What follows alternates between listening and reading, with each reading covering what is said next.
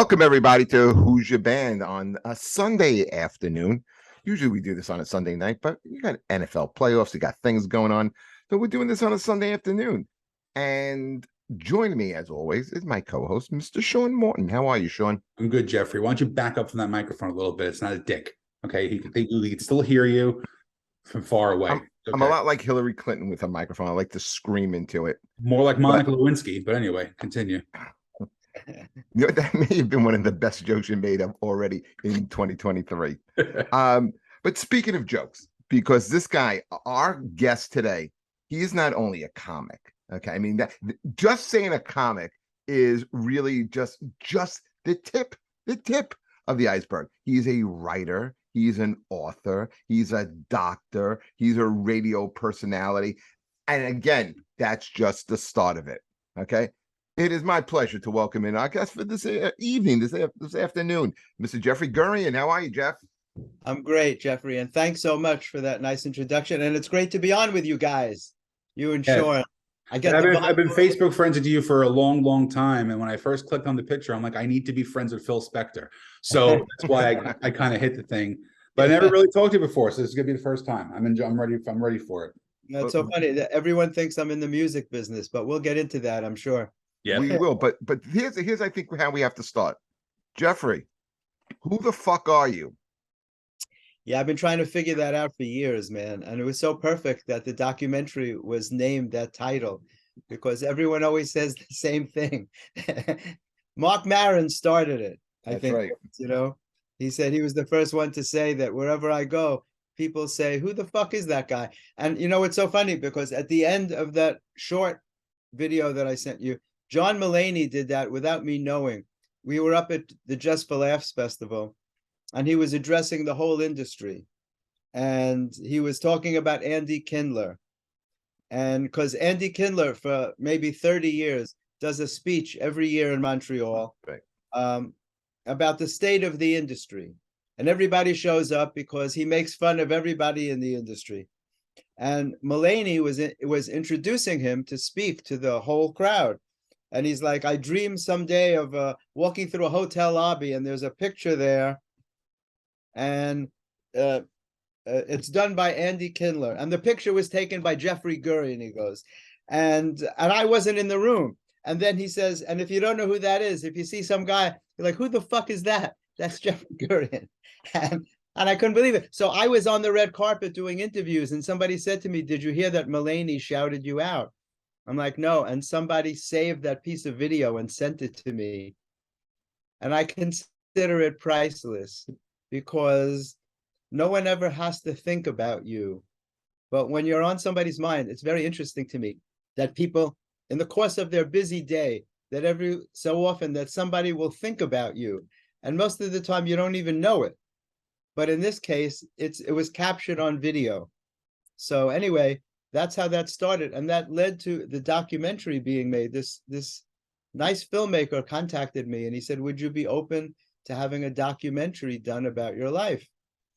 And I said, you know, it's a scary thing in a way. It's a big honor, but it's also very nerve-wracking to allow cameras to follow you around wherever you go, and to really open up and be vulnerable and talk about your life, you know? And so he wound up with that documentary. He goes, I'm going to use the same title. Who the fuck is Jeffrey Gurian? I'm like, yeah, that's fine. People get that. They totally get it. Jeff, I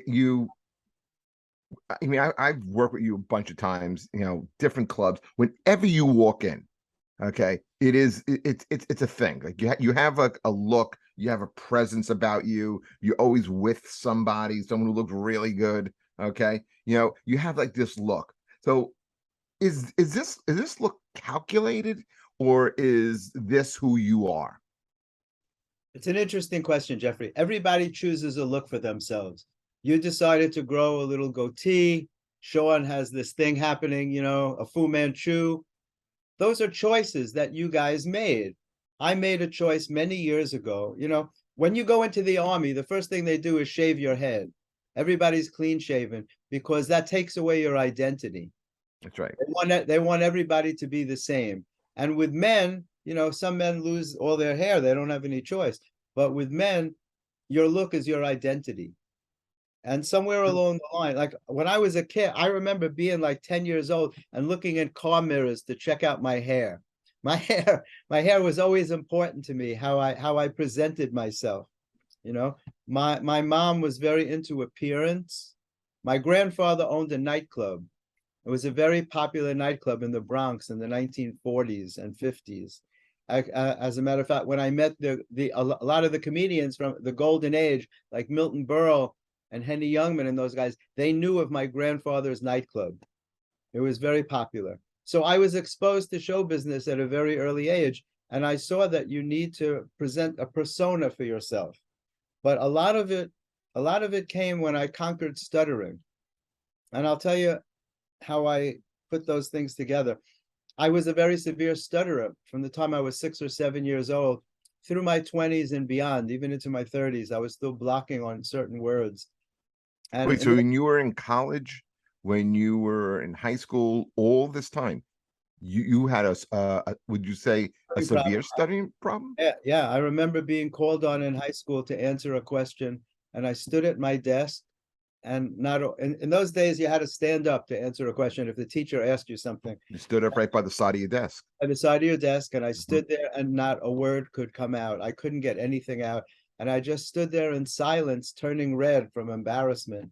And I remember it to this day because each of us can remember all the traumatic events that happen in our lives. We remember them easier than we remember the happy events. For some reason, trauma is deeply ingrained in our consciousness, much more so than happy events. When I got to college, I made myself run for the president of the freshman class. It was a huge college. Where did you go to college?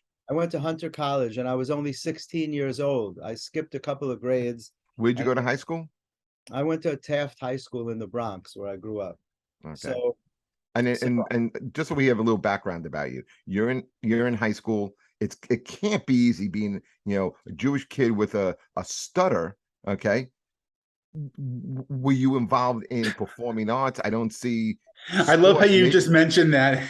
I love how you go, it must have been hard to be a Jewish kid with a stutter. As you're going, it must be hard to be a Jewish kid with a stutter. Fucking great. I could end the episode right here and be completely happy with it. You know what? I don't want to say anything to make Jeff feel uncomfortable, but at the same time, I think it's important to establish this because when you're in high school and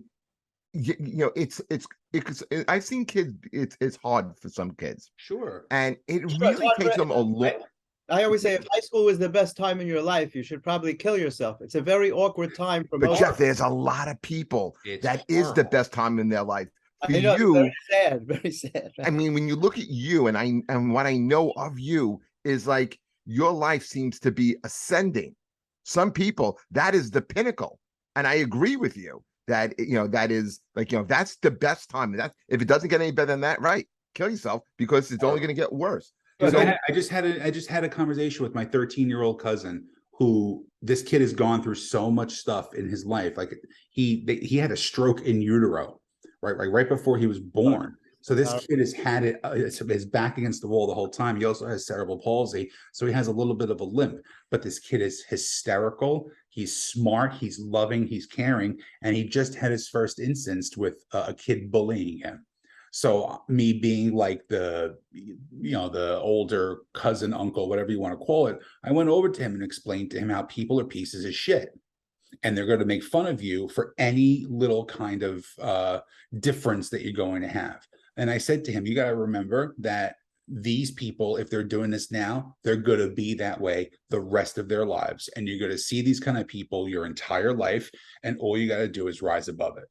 That's true. You know what? So good that you said that to him, Sean, because I'm jumping the gun a lot by what we're going to talk about, and we'll go back to this. But it's the reason that I wrote the most recent happiness book that I wrote. Well, I want to get into your book, and I want to get into happiness, but I still want to get to that yet. But I was going to say it's called Facing Adversity because people have to overcome tremendous obstacles in their lives. So you did a wonderful thing by telling him that, because some people are crushed by their obstacles and other people overcome them. And I've always admired people who do that. And I collected these stories for 20 years. So absolutely. So you asked about college. in No, I first asked how high before school. you even get to college, how did you overcome the stutter, confidence issues in high school, which could be crippling? Okay, how do you do that where you're graduating early and you're 16 years old going to Hunter College? I I was voted the most talented. When I went to school in those days, I was supposedly popular, but I didn't know it. I didn't believe it. I didn't feel it. I felt very awkward. And when I went to school in those days, in the yearbook, they would have like prettiest girl, handsomest guy, best athlete, stuff like that. Right. And I was voted most talented. I played the piano and the drums, and I was in the band and the orchestra, whatever. And I was voted one of the so-called senior celebrities. So supposedly I was popular, but I didn't feel it. I'm stuttering, I'm Did you nervous. have girlfriends? I'm trying to remember. Yeah, I did have a girlfriend, and when she broke up with me, it's a pain that I could feel to this day because I'm an empath. I remember getting a letter from her when she was away at camp for the summer. And again, I was 16 in college, so I must have been 15, 14, 15. And her name was Celia, and I was so in love with her. And she sent me a letter, and I remember reading that letter, and I can feel the pain of it to this day, because as I said, the painful things in our lives are deeply ingrained inside of us. I call them heart wounds, and we'll get to that when I talk about my books. So I'm in college and I make myself run for the president of the freshman class. And I can't say Gurian. Most stutterers have a very hard time saying their own name because your name is your identity. And if you're not happy with who you are, it's very hard to tell people your name. So I can't say Gurian. I could say Jeffrey. So I had other kids act as my campaign managers to introduce me to kids I didn't know, which was most of the campus.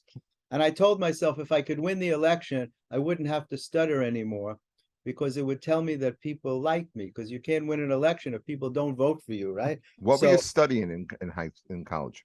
I was a chemistry major and a biology. No, I was a biology major and a chemistry minor, also English, because I was a very good writer. But I knew I wanted to be a doctor. I decided that when I And was that's why you went to 12. Hunter. I knew that when I was 12. I went to Hunter because it was a city school. It was very hard to get into, and my parents didn't have a lot of money. So I was hoping to get into a city school because it was much more affordable. And being 16, I wasn't ready to go out of town on my own. No, that would have been That's that'd like a been baby, crazy. 16 years old. I Right. wasn't ready. So I wanted to stay in town, and I was lucky enough that my test scores were high enough that I could get into a city school, which was considered a big honor in those days. So I tell myself if I could win the election, I won't have to stutter anymore. And I win the election. I'm the president of the freshman class of Hunter College, and I still stuttered. And Wow. so it was a great lesson for me because it taught me that outside validation in life doesn't work. It doesn't matter how many people tell you you're fantastic and wonderful and handsome and talented. It matters what you think of yourself. And that started my journey of acceptance and to understand what was in my mind, what thoughts I was holding that were not valid for me. Because every one of us are holding thoughts that hold us back. The thoughts that tell you that you can't be successful, that you're not enough, that you're not smart enough, you're not good enough, you're not good looking enough, whatever it tells you. And those thoughts are not true. So one day I discovered that I didn't stutter when I was alone. I could go into a room and speak perfectly. I could say Gurian. I could say every word that I thought was hard to say. Well, And hold I on a could, second, Jeff. yeah, In Are you familiar with the allegory of the cave? no. Okay. It was something that Plato wrote, and it's about perception. Okay, where you have prisoners, and and it's actually it's fictional, but it proves a point. And the point is, you had these three prisoners, and they have their backs turned to the entrance of the cave, and all they see is shadows. So their reality is the shadows. Is that reality in their mind? Is it their reality? One of the prisoners escapes. He goes out, sees what the real world is, comes back, reports it back to the other two prisoners, and they're like, "You're crazy." So to piggyback on what you just said, is reality that you have in your head. You're not good enough. You're not good looking enough. You're not smart enough. Could that be someone's reality if it's in their own head and they believe it? Well, yeah, it's the power behind the power of positive thinking. What you believe, you bring into your life. So it's important that at some point, if your thoughts are not working for you, like you know all of your thoughts. And if you have any intelligence at all, you tend to believe your thoughts. But you created every one of your thoughts, and your thoughts are not necessarily based on your experience. They're based on your interpretation of your experience. So what it means is that you could have siblings that grow up in the same household that are completely different people. And if you ask them about their childhood, you'd think they had different parents, because their interpretation of how they grew up and what happened to them is completely different. And so the idea is, and it's a very hard thing to do, to examine your own thoughts, to see what thoughts you're holding that are not valid for you. And that's the essence of a lot of my books. I wound up with 8, and 5 are on comedy, and the last 3 are on happiness and thought mindset. So as you can see, I no longer stutter. And now I work with, as an avocation, I work with stutterers all over the world to teach them how not to stutter, because it has to do with how you control your mind. And I built a website, and during the pandemic, I wanted to test myself because tech is very hard for me. And I was staying home for months because, as you may recall, I had COVID, double pneumonia, and I was in the hospital. And You were I pretty banged up during that. really, really sick. And I stayed home for several months in order to recover. And while I was home, I wanted to turn a negative into a positive. So I built a website for stuttering. And there's a lot of videos on there of me speaking, but also people that I've helped, that I work with, who tell their story. And it's, it's very important to put information out to the universe, to teach people that you don't have to stay with your own thoughts, that your thoughts can be misleading you. If you have patterns in your life where you're getting the same bad job over and over again, the same bad relationship over and over again, and the only common denominator is you, then it has to be something in your thoughts that's missing. And you need new thoughts. And very often the new thoughts are spiritual wisdom, nothing to do with religion, just a spiritual way of looking at things. Do sometimes people get vapor lock, where they can't get out of their own way, and they're kind of like mental cripples? Of course, that's what So self-sabotage. how do you overcome that, in your opinion? It's a process. First you have to point it out to people so that they acknowledge that they have it. You can't help someone who doesn't understand that they have a problem first. They have to acknowledge the problem. Some people engage in self-sabotage, and I work with a lot of people like that. And there's a lot of people like that in comedy. Just before you get a big break, you do something to fuck it up. Is that a common trait among comedians, you think? Well, not the ones that make it big, but a lot of the ones Well, there are ones that make it big that also are completely unhappy, and in their mind, their perception is it's not big enough or it's not enough. Well, why don't you look at it this way? Think of it this way. Take 100 comics. Chances are you're going to have 4 or 5 who got into comedy because they actually love the art of writing a joke. They love the art of stand-up. 95% of us are fucked up in the head, and we have issues, and we go up there on stage every single night seeking validation from strangers for something that it was lacking in our lives. Right. And that's what I talked about earlier, that outside validation doesn't work. Right, exactly. It doesn't matter how many people laugh at you, tell you're hilarious and all. It matters what you think of yourself. And that's it's a difficult process. You have to be able to look at yourself in the mirror and say, I love you. And you have to nurture the inner child that's alive inside of you. Little Sean is still alive inside of you, and he's wounded in some way, as is all of us. Right. I always tell people, I think I've said this on the show before, I'm doing this 15 years now. So now I'm getting to the point where, I can make my decisions and things like that and pick when I want to work. And now I get younger comics will ask me questions and ask me advice. How do you write? How do you do this? What advice do you give? And the only advice that I give all the time is be a good person. Just be a good person. This is a thing you can just go through in life, not just comedy, in anything. I've done things in comedy that I should not have done in the time frame that I've been doing it. And it's just because I always try and put positive energy out there and try and just be a good person and help people out, and things come back to you. When you're a piece of shit, you know what? You might get a break or here and there, but it's going to be one break and then you're done. Yeah, it's karma. I believe in all that stuff. When I mentioned spirituality, I just wanted to say briefly, because some people confuse it with religion. Religion could be wonderful for people, but it tends to divide us because it puts you in a category and other people are automatically outside that category. And what spirituality is only that you believe in a force greater than yourself. That's controlling your life. Because when you think it's you, then you tend to blame yourself when things don't go the way you would like them to. So many people are living in the past thinking, what I should have done, what I could have said in that situation, it would have worked out differently. They're worrying about the future. And meanwhile, they're losing the now. They're not present for their life. Right. And the days just fly by, and then they're not achieving their goals. They're not doing anything. So the concept, I'll give you an example of a spiritual concept that I use. So you work really hard to get something that you think you should have in your life, and it falls through and you don't get it.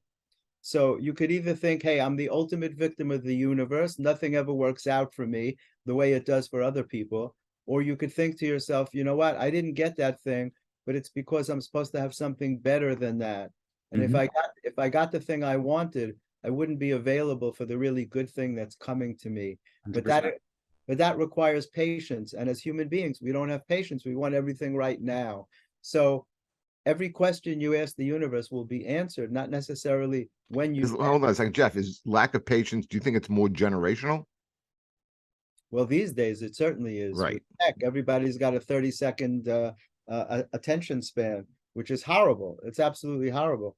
But it's always been that way. It's natural. I think it's human nature. We want what we want now. Nobody says, wait 5 years, wait a year. A year flies by the way. Well, listen, you've been in comedy for a long time. Okay. Both of you guys have. Yeah. And there was a process, and it took years to get to the level that you would like to eventually achieve. In today's world, you got comics who are in the game for about a year and a half, 2 years, and it's like, why am I not famous yet? Why am I'm not playing the store? Why am I not on tour yet? At 2 years in, unless you're maybe Jon Stewart, who had like an incredible ascension. Most comics, it's a process that you're in, like, at least 10 years before something really big happens for you. And if it happens earlier, it's an anomaly. It's very true, Jeff. I mean, like I always push this what do you call it? Not issue, but I say that everything happens for a reason. Everything happens for a reason.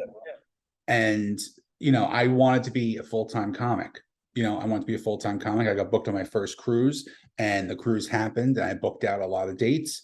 And then what happened is, all of a sudden, a global pandemic came. So then I'm home. Now I'm unemployed. I'm home for 9 months. And then I say to myself, well, what do I do? So, I go through this whole mental thing. And then, I wind up getting a different position, and I buy my first house, and I get my dog, who's my love of my life, and blah, blah, blah. And, this is how I believe that things always happen for a reason. I have friends who are sick, friends who have gone through a lot of stuff, and they get depressed. And I just say, you got to trust the process. You have to trust the process. And that's the thing I live by completely. Everyone has a path. When like about 7 years ago, I had a heart attack. It came out of nowhere. I had never been sick a day in my life. The night before, I was at 3 events, one of them with the Sirius XM people. We were out partying. Next day, I get a serious heart attack, the one they call a widowmaker heart attack. And I had to wait. What brings that on?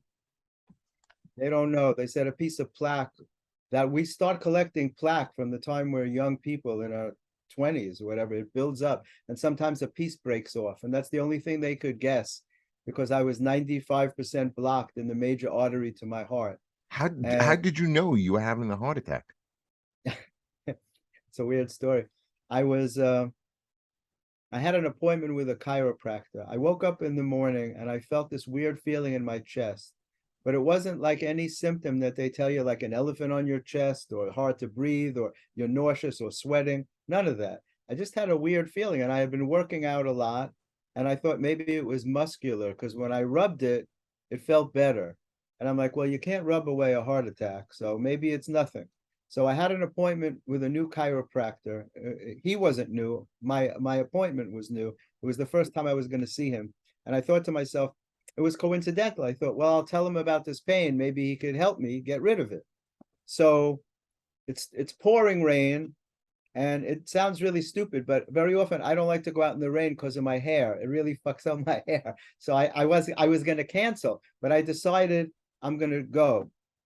And the pain starts getting worse, and I get on the subway and it's getting worse, and I'm rubbing and rubbing, and I get off at my stop. Were you having a hard time breathing?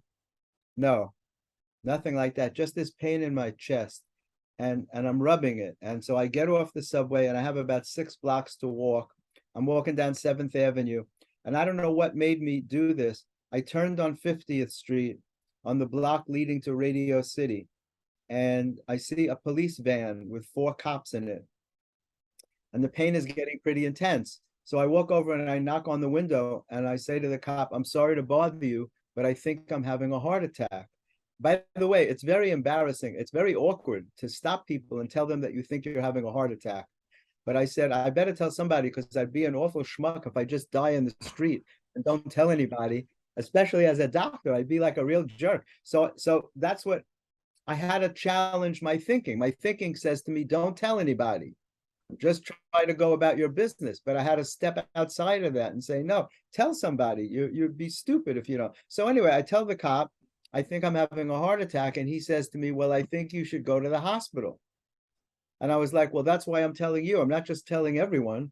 I thought that they would say to me, I thought that they would say, jump in, and they'd put the siren on and drive me to the hospital. But that's not what happened. He says to me, well, we're stuck in traffic. It'll probably be faster if you walk. So I said, well, where's the nearest hospital? And he didn't know. So none of the cops knew where there was a hospital nearby. So he takes out his phone and he starts looking for hospitals in the middle of traffic. And so he says to me, do you have Google Maps? And I said, no. Now, this is really stupid. It's pouring rain. I'm standing there with an umbrella, leaning against the car, telling him I have a heart attack. And he says to me, well, I think you should download Google Maps. So that's when I walked away. I said, you know what? I thought to myself, this is really stupid. It's like a Woody Allen movie. So I said to the cop, don't worry about it. I'm just going to try to get to this doctor because I have a chiropractor's appointment. I walk away, but I could only get another half a block because the pain was getting pretty intense. I did the same thing. Another cop on the corner. He's on a walkie-talkie. Same thing. Sorry to bother you. I think I'm having a heart attack. And he says to me, stand on the side. So I stand on the side a couple of minutes, and I say to the guy, are they coming? He goes, oh, I'm sorry, I didn't call them yet. Nobody seemed too upset. And I'll tell you why, Jeffrey. I think it was because I was very calm. For some reason, I wasn't panicked. My spiritual training tells me, for whatever reason, this is my path. I can't choose what's going to happen to me, only good things, right? There's a tendency to ask, why me when these things are happening? Why is this happening to me? But the spiritual answer is, why not me? Whoever promised me that my life is supposed to be perfect? So finally, a fire engine comes, and 4 or 5 guys get off the truck. They're like, who's the patient? And I said, me. And the guy says to me, climb up on the truck. And I'm like, seriously? He's like, nah, we're just fucking with you. Everybody was kidding with me. Like, nobody took it seriously. What the hell? It was crazy. Finally an ambulance came and they got me to the hospital. It turned out that the kind of heart attack I was having doesn't show on an EKG. So they weren't convinced that I was having a heart attack, but I was pretty sure that I was. And they put me, first of all, they get me to the hospital. They can't get the door open. They can't get me into the emergency room. The door will not open. The guy had to climb up by hand and open the door. And he's like, one way or another, we're getting you in there. And they kept me in the emergency room for 9 hours. Thank God. What saved me was some genius doctor decided to put me on blood thinners because they didn't know what to do with me. There was no rooms available in the cardiac unit. So I laid in the emergency room for 9 hours, fortunately with a blood thinner from 3 in the afternoon till midnight. At midnight, you started feeling better? No, at midnight, they got me into the cardiac unit, and some guy came in. He said to me, we're going to see you tomorrow. He goes, if you have pain in the middle of the night, ring this button and we'll come and we'll do it as an emergency. We think you have a blockage in your heart. And I woke up in the middle of the night and I had some pain, but I was afraid to ring the button because I'm like, who's on duty in the middle of the night? I don't want some beginner working on my heart. And so I said a prayer and I went back to sleep. And in the morning, they took me down. Been able to sleep, Jeff. I listen, it was a weird experience. They took me down to because I called again in the morning. I called my doctor. I said, when are they going to come and do something for me? I'm here since yesterday. So they came and they took me, and I said, I want to meet the surgeon before they do anything to me. I want to see who's going to work on me. And as they were wheeling me into the OR, this young guy with long hair popped out, and he's like, I'm your surgeon. He goes, and it's my duty to tell you. He goes, I'm going to go into your heart through your arm. He goes, and it's my duty to tell you that your arm could go permanently numb. But in all my years of doing it, it's never happened even once. And I said, you know what? I trust you, man. Just go ahead. And so I wasn't completely asleep, and I'm on the operating table, and I feel them unplugging my heart. I can feel it. And I said to the guy, I feel you in my heart, not in a romantic way, but I feel you in my heart. And It wasn't a Rod Stewart lyric? The whole surgical team started to laugh. And later in the day, he came to my room to hug me. He goes, you're a miracle.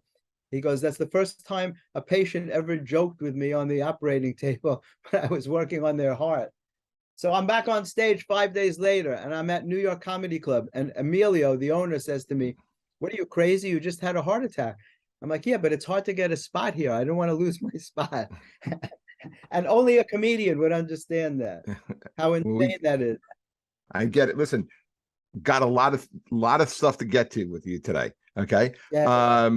So Jeff, you wrote several books on comedy. You also wrote multiple books on happiness. So two-part question: why happiness, and what do you know about happiness? Well, first of all, happiness is the only thing that all people want all over the world. So it's been my goal my whole life to put out positive energy to the universe. You know, I was a comedy journalist also for more than 20 years, and I've been covering the comedy scene. And I never wrote a bad thing about anybody, not because I lie. If somebody has a bad show, I don't write about it because I respect everybody that performs. And I don't want to put negative energy out. Anybody could have a bad set. So I hate critics. I hate when people criticize people for things that they don't do themselves, like film critics. And I couldn't agree with you more.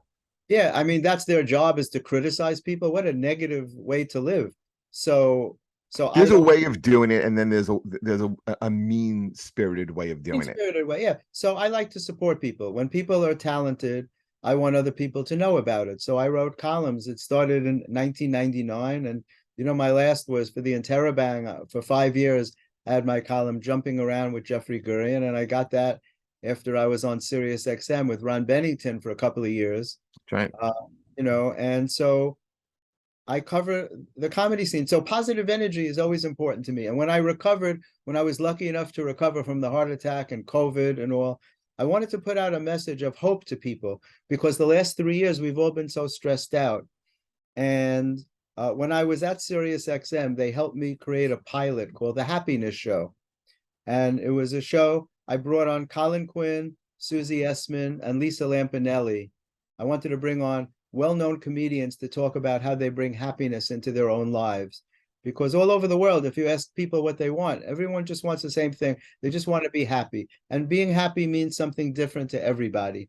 To me, you know, family is so important to me. I'm very grateful that some woman trusted me enough to marry me. I have amazing daughters, and I'm very grateful for that. Some people don't need that in their lives. For me personally, I do. And I'm very blessed to have that. So I wanted to write books that were meaningful to people, that would help people who were struggling. So the first book I wrote, and I'm going to show it to you, is called Healing Your Heart by Changing Your Mind, a spiritual and humorous approach to achieving happiness. When did this come out? This came out around 2000, maybe 19, I guess, 18. It came out as a bestseller on Amazon. It's got over 280, mostly 5-star reviews. And if you read them, people write that it's a life-changing book. Healing Your Heart doesn't refer to heart surgery. It's about the heart wounds. Like Sean, when you were talking about that young man being bullied, those things stay with you. When you were bullied as a child, every one of us can remember something mean that someone said. You know that stupid saying they say, sticks and stones will break your bones, but words will never harm you, is the furthest from the truth, because all the bruises you had as a kid healed up a long time ago. Jeff, tell me about it. I got a mean-spirited co-host that constantly bullies me. Well, Yeah, everyone, I don't bully you. I just tell you the things that everybody wants to say to you that no one wants to because, oh, look, it's Jeff Paul. He produces this show. Oh, look, he's got a spot over here. I want to jump on the show. I don't fucking care about your shows, dude. I got my own shit. I do my own comedy where I make a lot of money. I don't need to be nice to you if I don't want to. He don't want to. He's never nice to me, Jeffrey. But go on. No, but it's The book. interesting. A lot of guys feel they have to bust balls. Mhm. I was Patrice O'Neal's co-host on the Black Phillip show. It was Dante Nero first, and then he brought me on as his co-host. And Patrice had a reputation, never go up against Patrice because he'll destroy you. He and I never had that. We didn't have that kind of relationship. We embraced each other for whatever reason. Who knows why? But Because you're both smart guys. it was mutual respect. And you look alike. I never, I used to tell him, you should come out on stage holding me in your arms, He was just an amazing, amazing person. And when I did Bobby Kelly's podcast once, you know what, dude, they all rip each other to shreds, but they didn't do that with me. And at the end, I was nervous to go on because I didn't know what they were going to say. The same with the Comedy Cellar podcast when I did that. And I said to him afterwards, thanks for not doing that with me. And he goes, we would never do that to you. And I was like, that is really so nice because I believe that men need to treat each other better. Men think they have to tear each other down or break balls, bust balls, whatever. That's something that I reject because I think men need to build each other up and support each other. So I understand the need for comedy. Look, I wrote the Friars Roast for 12 years. I was the main writer. And I know how to write filthy shit and I know how to write derogatory stuff about people. But I always went up to the person being honored and I said, is there anything that you're sensitive about that you don't want to have jokes told about? Because I never wanted to hurt somebody's feelings with the jokes. And these days with Roast Battle, they purposely try to hurt your feelings. If someone in your family has cancer, they use that as the focus of the joke. You're spot on with that. You are so spot on. Because I was in the Friars. But Jeff, where did it change and why did it change? Because people ran out of shit to say, man. It's like, I don't know. Like there was a time, I was in the Friars such a long time. Milton Berle was my sponsor in the Friars Club, which was such a great honor to me. A lot of people don't even know who he was, but I always tell young comics, know your history, know who came before you, So I got to work with all those guys, aside from all the guys from today, like Nick Kroll and John Mulaney. But comedy in those days was a kinder comedy. First of all, there was no cable TV. So you had to work clean if you wanted to be on television, if you needed people to know who you were. And then, with cable, people try to outdo themselves being outrageous.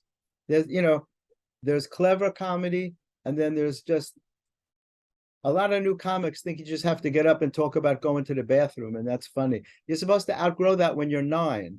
If that's all you could think of to talk about on stage, then you're in the wrong field. I think the outrageous part, I think that's pretty much hitting the nail on the head. Well, look, and also, Jeff, you probably know this better than anybody. Back in the day when they had roasts, the people who were on the dais, they knew the person they were roasting. Today, they're just bringing in the celebrity roast. Just anybody who's willing to say nasty shit about the person. That's right. In those days, one of the things that hurt Chevy Chase when we roasted him 3 times was that the people on the dais by the time of the 3rd roast, there was nobody that knew him. And he was very badly hurt by it. And he said it to the audience, how much the jokes hurt him because they were very mean-spirited. And the point of them was literally to hurt him. It wasn't like his friends were up there saying funny shit about him. So in the old days, it was a kinder thing, man. Just people were nicer to each other. There were more amenities. And then comedy got very mean-spirited. And that's a reflection of society as well. I think so. Yeah. And people feel like they have to say nasty shit in order to be funny. I tell young comics, like, I'm involved in a new show. I was hired as an exec producer for a new comedy. It's going to be a competition/reality show. And so I've been interviewing young comics who look like they have promise. And I'm also supposed to mentor them. And I tell them what not to talk about. If I bring a date to a comedy club, I don't want to hear about some guy going to the bathroom while I'm having dinner. I don't think it's funny. I don't think it's clever. One of the reasons that I respect Jerry Seinfeld so much is because he's always stayed clean. and he was known as the doctor of comedy. He's a wordsmith. He loves the power of words. Sean mentioned it earlier when he said the art of writing jokes. It's a craft. It's very special. When I came up, older famous comics would say, write me a hunk of material. A hunk of material, I don't even know if they use that expression anymore. A hunk of material means find a premise that's funny and build a lot of jokes around that premise.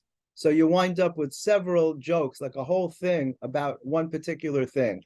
And that's what I do when I go on stage. I talk about a lot of stuff that I think is funny, but the jokes are often connected. Some people just get up and talk about shit that they did that day. Like, or somebody, you know, my uncle is so funny. He's here, you know, you should hear what my uncle said. No one gives a fuck about that. You know, I think that I don't know. I feel very protective about comedy, and I want comedians who come up to really appreciate it as an art form. And so many comedians these days got famous from social media. They have a hot YouTube channel, or they're putting out funny TikTok videos, but then they try to go on stage and they totally bomb because they don't have material. They don't have anything funny to say. It's like, you know, it's different being funny with your friends. Everybody says, oh, you should see my friend. He's hilarious. Yeah, try putting him on stage and see how he does with an audience of people that don't know him. Blame the club owners for that. Well, I guess, yeah, there's plenty of, you know, look, and a lot of times actors too. Actors think that just because they're used to being on stage that they can do comedy. Now, Jeremy Piven is very funny, and I went to see him not too long ago, and we actually became friends because I was curious to see what he did, because I loved him in Entourage. And I thought to myself, is this going to be another actor who thinks he can do comedy? But he's actually funny, and he has great stage presence, and he had funny material.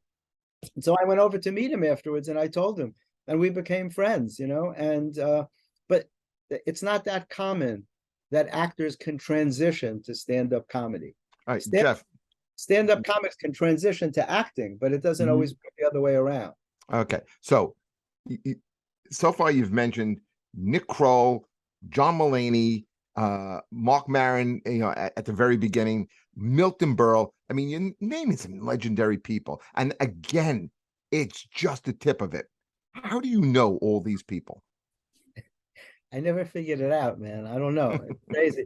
It's really crazy. When I was a kid, I started out wanting to know. There was only 3 people I ever wanted to know: Woody Allen, Salvador Dali, and the Beach Boys. And I made Jesus it all Christ, what an eclectic group right there. No, and I made it all happen. Woody. Well, stop. Wait. You're going to tell the Woody Allen story, because it would not do. I would not do this audience justice if you don't tell it. But you met Salvador Dali? I spent an evening with Salvador Dali. Yeah. Yeah. It's like, you know, these things, each one of them is a long story. I don't want to take up that much time, but I got to meet them all. I contrived ways to meet them. I spent time with them, and it was truly amazing. Woody read my earliest material. Well, let's start there. Let's go there, because this is a great story. I don't know if you've ever heard the story, Sean, but the way Jeffrey Gurian met Woody Allen is an inspiration to anyone who, I'm going to use a Jewish word, Jeff. You ready? Yeah. Anyone who has chutzpah. Right. Okay. That's Jeffrey Gurian. Jeff, tell how you met Woody Allen. This is a great story. I don't think I could do it these days, to be honest with you. But I was a junior in dental school, and Woody was my idol when he was doing stand-up on the Ed Sullivan Show. There was nobody ever funnier. You know, he would do jokes like he was walking down the street, and a maniac threw a Bible out of the window at him. And luckily he had a bullet in his breast pocket. And if it wasn't for that bullet, the Bible would have pierced his heart. And it was just like, you know, he just had such a bizarre way of thinking. And it was so much the way I thought, you know, like I have this book called Man Robs Bank with His Chin, which is very Monty Python-esque. I wrote a column for the Weekly World News called Gurian's World of the Bizarre. It was the precursor to The Onion. So I always liked unusual and strange humor. And so I knew I had to meet Woody, and I had this dream that we should work together, right? So he was starring on Broadway at the time with Tony Roberts in a show called Play It Again, Sam. And I was coming home from dental school on occasional weekends. I had no money. I didn't have money for tickets to a show. But how old were you at the time? I was young. I never discuss age. That's a whole other story. I'll tell you why afterwards. But well, once you own an age, you're responsible for that age, and it's all bullshit. It just depends on when your parents got together. So I never own an age. I'm ageless. So what happened? So I decided that I had to meet Woody Allen. And I knew that if you're going to meet a big star, you have to show them that you're sane, because why would they want to meet you? There's no reason in the world why Woody Allen wants to meet young men who want to break into comedy, right? So I realized there's only two ways to show you're sane. You either wear a tie or you bring a pretty girl with you.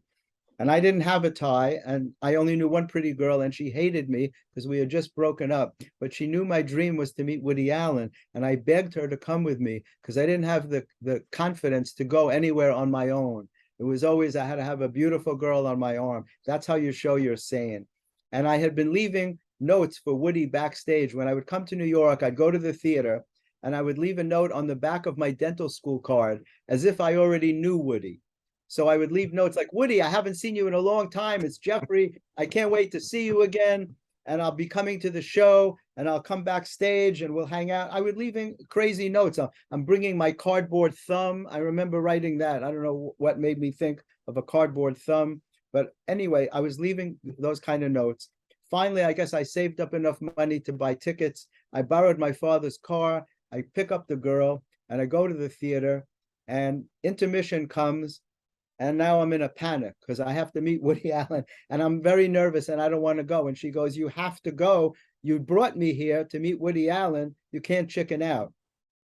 I go backstage, and in those days, there's no terrorism. So it's very easy. You knock on the stage door. The stage manager's there usually. I knock on the door. There's nobody there. The stage manager's not in his seat. I take her hand. I run inside. I run up the staircase, but it was the wrong staircase. I went to the roof. So I come back down, and the stage manager is there now, and he says, can I help you? And I said, yeah, I'm here. Woody's expecting me. And he says, well, go right in. So I go to Woody's dressing room, and it's empty. There's nobody there. He's in Tony Roberts' dressing room with the whole cast. So now I'm really in a panic. I'm like, how am I going to do this? She goes, you have to do it. You can't back out. I go to the room, and I can picture it like it was yesterday, Jeffrey. Woody is sitting on a couch. The whole cast is mingling around. Woody's on a couch across from me. And I look into the room and I go like this to him, like a little child. And he goes, me, like this? And I said, yes, like this. And he comes over to me, and he's actually holding my card, the card I left him. And he says to me, you must be Jeff. And at that moment, I lost it completely. And I started saying ridiculous shit like, let's open up a day camp and throw winter clothes at people. let's walk low like we used to in Europe. And he looks at the girl I'm with. He goes, this guy's a fucking nut, just like that. And I realized I was getting too intense because I was meeting my idol. You know, I was like 21 years old, probably, right? So he says to me, listen, I'm in the middle of a show. I started explaining, I'm a comedy writer. I write stuff. Everyone says my stuff is just like yours. And I wanted to meet you. And he said, well, look, I'm in the middle of a show. Do you think you could come back tomorrow night? And I was like, I'm much too busy. I said, of course, I'll come back tomorrow night. So I begged the same girl to come with me, right? It's pouring rain. I borrow my father's car again. We get to the theater. He waits till the end of the show this time. And this time I'm much more relaxed. And I say to him, you know, the Aztecs weren't too good at tap dancing, but boy, could they sway. And I went into a whole thing about swaying, how swaying used to be very big in the 40s. Anyway, he sat with me for like an hour, and he read all my material, and it wasn't even in script form. It was like scraps of paper in an envelope. And he sat with me backstage, and he looked at all my stuff. And of course, my dream was he's going to say, Jeffrey, we need to do movies together. But instead he said, listen, you have a very visual sense of humor, and you should really think of making a film out of it. And so it took me some years, and I did. I made a film called The Men Who Series that debuted at Caroline's Comedy Club. And it was about men who do very unusual things, men who take a pitchfork to the movies, men who enjoy Latin dancing with tools. Like I had a guy who did the tango with a wrench. That was unbelievable. And the most incredible was, you know who Peter Dinklage is, right? Yeah, well, listen, Jeff, I saw some of this, and to me, this was very, very Monty Python-esque. And it's so bizarre that it's my sense of humor. I thought it was hysterical. Well, thank you. And so You know, I brought it to everybody in show business. That's how I got started up at Saturday Night Live with Alan Zweibel. But nobody knew where to put them in those days. Nobody knew where to put crazy little films that I was shooting on the street with, like, you know, several men were arrested for smearing cream cheese on the ankles of elderly women who wear their stockings rolled down like bagels. You know, That's the old so women with their funny. stockings. My That's so funny. my dear grandmother let me put cream cheese on her ankles. She made believe she had a Jewish accent, and she said, you know, we have two kind of stockings, one for milk and one for meat. She goes, and this crazy man, he smeared cream cheese on my meat stockings, and I can't get it off. And I brought it up to Saturday Night Live, and Alan Zweibel saw it, and he goes, I never saw anything like that. And he sent me to his manager. But Peter Dinklage was dancing in the film called Men Who Dance Where They're Not Supposed to. And I Right, had and there was as the one with the street sign. yeah, a street sign that said no dancing Tuesday and Thursday or any other time. My artist made an amazing replica of a no parking sign, and we put it up on 28th Street and Broadway and caused a traffic jam because we forgot to take it down.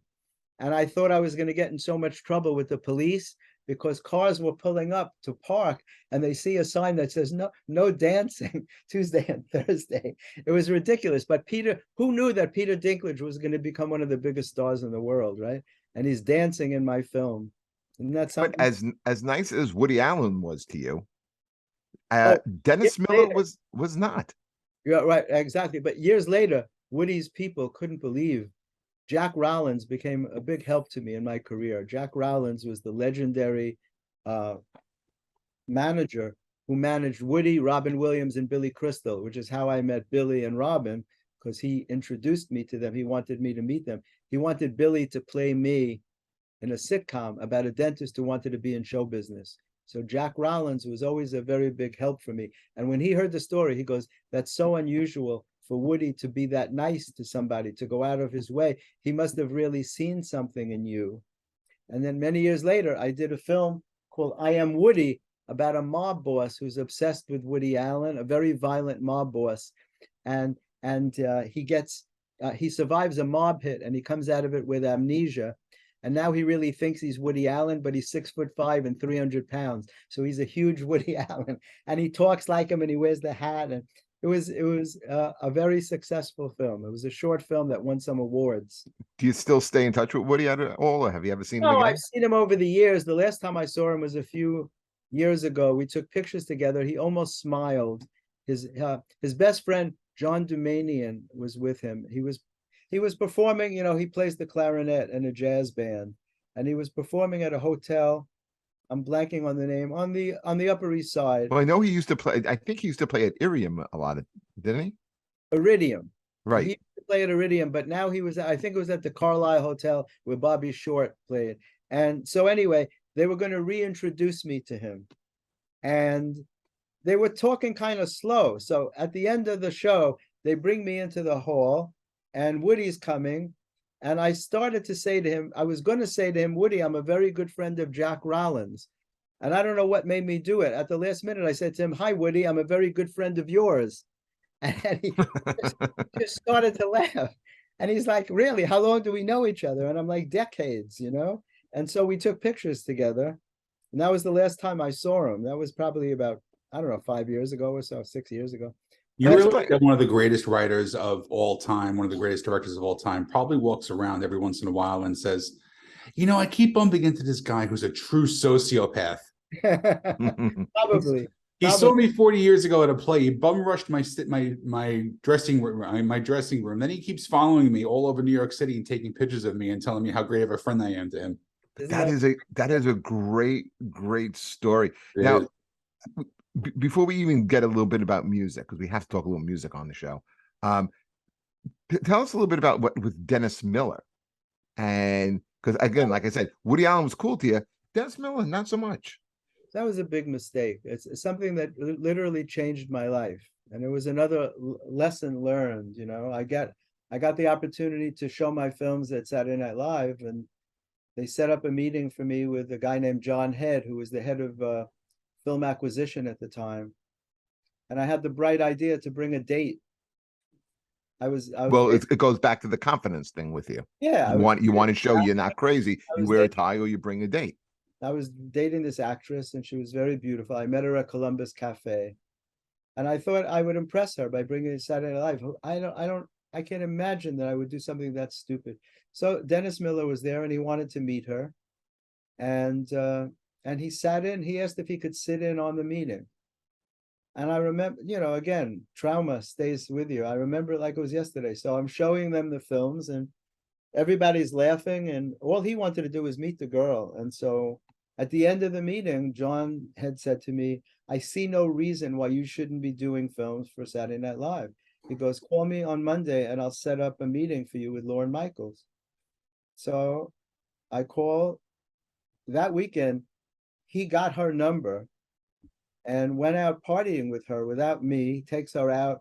And as I remember, partying with some famous people, maybe Robin and Billy, I don't know, but I don't remember that exactly. But I remember feeling really distraught when I found that out. And then I call on Monday and John says to me, I'm out of it. He goes, Dennis Miller liked your film so much that he wants you to call him and he'll handle it. And so he would never take my call. I would call him and he wouldn't answer. So we were hanging out at the same place at Columbus Cafe, and that's how I knew him originally. And I said to him one night, I saw him, I go, what's up? You're not taking my calls? And he goes, you know what? The show wants me to do remotes. Remotes means like films from the street, which is what I did. I was making these little crazy films out on the street with my Super 8 camera. And he goes, that's not my focus, but that's what you do. So if you can send me some funny ideas, I'll use them on the show. And I'm like, when do you want them? He goes, tomorrow. So I stayed up most of the night writing ideas for him that he would do. And he never answered me, he never got back to me. And so I ruined my own chance at having a shot at doing films of Saturday Night Live. And the lesson was that, again, that was my path. I didn't know it then, but it was a very painful time. So when I told Mark Maron the story, it's not a story I tell a lot because I'm not really proud of it, but it's the truth. Mark Maron said in that video on my YouTube channel, he goes, I think he owes you an apology. It was an important lesson for me in terms of confidence, that it's me that gets invited to these things. It's not, no one ever says you can come if you bring a certain type of person with you.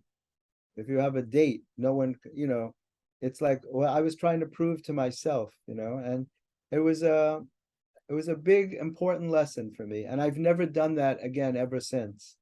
Anytime that I have something really important to go to, I'm very careful who I bring with me, if I bring anyone at all. Very often I go alone. But if it's something in the industry where it's important, I show up because I'm the person that they asked to come, not someone that they don't know. They asked me. That's right.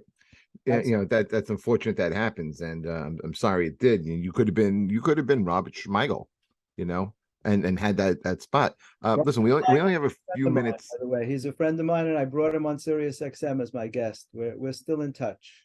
Now we only have a few minutes, and like I said, this we can do this for 3-4 hours because of your background. I mean, there's so much to talk about. But the few minutes that we have left, let's talk a little music. I want to say one thing though. It's very important to me to just briefly about my happiness books. I want people to know about them, okay? Because this is the main focus of my life. I've become a motivational speaker because of them. So, and they've been helping a lot of people. So I will talk about music because I have a funny story. But I want to say the other book is called Fight the Fear, Overcoming Obstacles That Stand in Your Way. Fight the Fear. And it's all about. This was the second one? Yeah. Fear is a bully that doesn't want you to accomplish anything. And it's very important. I've been fighting fear all my life, and I don't let it stand in my way. So many things make me nervous. I don't know where that came from. I came from a very loving and supportive family, but I grew up with a lot of fears. And the fears told me that I'd never be successful. And even today, I think, well, I haven't done enough. People say, oh, you did all these things, but I still feel I have a lot more to do.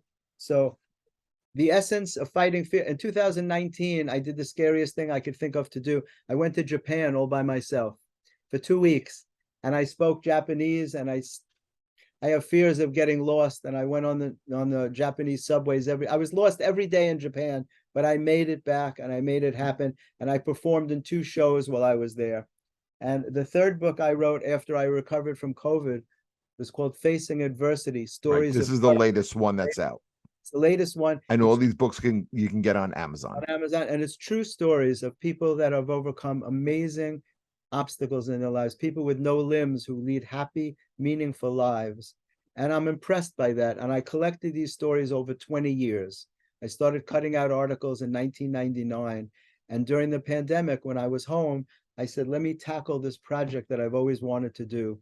And I wrote the book, and it's inspirational to people. So thanks for letting me mention that. And now that you want to talk about music, let's talk about music. Yeah, now we only have like I said, a few minutes left, and the name of our show is called "Who's Your Band?" And I know you told me your band is the Rolling Stones. Always. Okay, always. So It's always how the Rolling Stones? Why not the Beatles? Why not the Beach Boys? But why for you the Rolling Stones? The Beach Boys would have come in a close second. They helped me get through the depression of high school when I was stuttering in those days. And I got to thank them. I interviewed them on the red carpet at a Friars roast. And it was very special that I got to thank the remaining members of the Beach Boys for helping me get through the difficult times in my life. Did you get a chance to interview Brian Wilson? There was Mike Love, and I don't think Brian was there. There were two of the Beach Boys were there. And I, to be honest with you, I don't remember which ones, but I remember the experience of being able to thank them. But the Stones were always important to me. They were rebellious. Mick is like 78. He's still like he's in his 20s, man. Absolutely. On stage, moving. Nobody moves like Jagger. And, you know, I got to meet him once, and I got to meet Keith Richards once. And there was an article in the the New York Post recently. They write about me fairly often. They did a thing called Rock's Main Man.